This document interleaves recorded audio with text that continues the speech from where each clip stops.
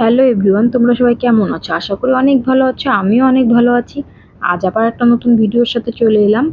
তো দেখো, আজকে চলে গেছিলাম একটু মার্কেটে কিছু টুকটাক কেনাকাটা করতে। মানে তোমরা তো অনেকেই জানো যে আমাদের বাড়িতে একটা ছোটোখাটো ছোটোখাটো বলতে মোটামুটি একটা অনুষ্ঠান আছে। তো সেই জন্যই আর কি কেনাকাটা করা। তো কিসের অনুষ্ঠান আছে সেটা তোমাদের সাথে অবশ্যই শেয়ার করবো, কিন্তু তার আগে আমার পেজে সবাই চোখ রাখো, পেজটা সবাই ফলো করে দাও, ঠিক আছে? তো দেখো, দেখতে দেখতে চলেও এলাম টোটোতে করে।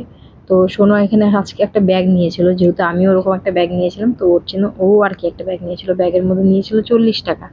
40 টাকার থেকে ও আমাকে 20 টাকা দিয়েছিল, আর 20 টাকা ওর ব্যাগে রেখেছিল, যেটা আর কি 14 বার ও ব্যাগটা খুঁজছিল, দেখছিল আর রাখছিল।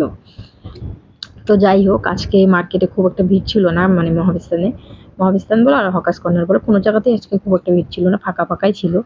তো ভীষণ রোদ্দুও ছিল। তো আমরা তো চলে গেছিলাম।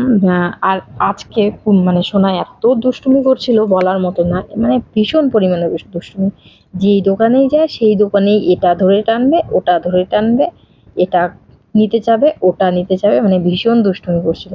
তো তারপরে দেখো, আমরা সোজা আরজিতে চলে গেলাম। মানে আমার তো বেড কভার নেওয়া ছিল।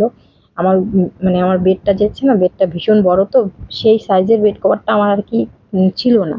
মানে ছিল ছোট ছোট বেড কভার, খুব ছোটও না, আমি মোটামুটি আমি একটু বড় চাচ্ছিলাম।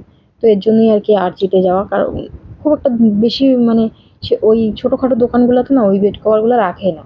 তো তার জন্যই আর কি আমাকে ওই দোকানে যাওয়া, ওই একটা বেড কভারের জন্য। তো দেখো, এখানে আমরা তো চলে গেলাম, তারপরে এখানে একটা বেড কভার পছন্দ করলাম। তো কোন বেড কভারটা নিয়েছি ওটা অবশ্যই দেখাবো বাড়িতে গিয়ে, তো ভিডিওটা দেখতে থাকো। তারপরে এখানে এত সুন্দর সুন্দর বেড কভার ছিল, কি বলবো, প্রাইসটাও অনেকটা বেশি ছিল। তো হোয়াইট কালার বেড কভারগুলো একটু বেশি মানে বেশি সুন্দর লাগছিল, কিন্তু যেহেতু প্রাইসটা অনেকটা বেশি এই জন্য নেওয়া হয়নি, অন্য একটা নেওয়া হয়েছে, সেটাও বেশ সুন্দর। তো সেটা দেখাবো অবশ্যই, তাহলে ভিডিওটা পুরোটা দেখতে হবে তোমাদেরকে। তো তারপরে আরও কিছু নিয়েছিলাম। তো এখান থেকে তো আমরা তাড়াহুড়ো করে বেরিয়ে গেলাম, যেহেতু এখানে আমাদের আর কিছু নেওয়ার ছিল না। দেখছিলাম থান কাপড়গুলো দেখার পরে খুব একটা মানে ভালো লেগেছে, কিন্তু প্রাইসগুলো অনেক বেশি বলছিল, যার জন্য নেওয়া হয়নি। তারপরে বাড়িতে আসলাম, বাড়িতে এসে তো আমি তো বাড়িতে আসার পরে আর কোনো ভিডিও করিনি। এখন বাজে প্রায় 10:30। তো এখন আবার কি দেখাচ্ছি কী কী নিয়েছিলাম। তো দেখো, এই যে একটা বেড কভার নিয়েছিলাম, ঠিক আছে? একটা বেড কভার নিয়েছিলাম, এরকম একটা বাস্কেট নিয়েছিলাম মানে পাপার ওষুধগুলো রাখার জন্য। এই বাস্কেট নিয়েছিলাম, আর এই যে একটা ছোবা নিয়েছিলাম, ঠিক আছে? মানে জামাকাপড় ঘষার ব্রাশ আর কি যাকে বলে, তো ব্রাশ নিয়েছিলাম। আর নিয়েছিলাম বোতল। মানে আমাদের বোতলের এত প্রবলেম হচ্ছিলো, কেননা বাড়িতে বোতল ছিল না, ঠিক আছে? তো তারপরে এই যে বোতলগুলো নিলাম।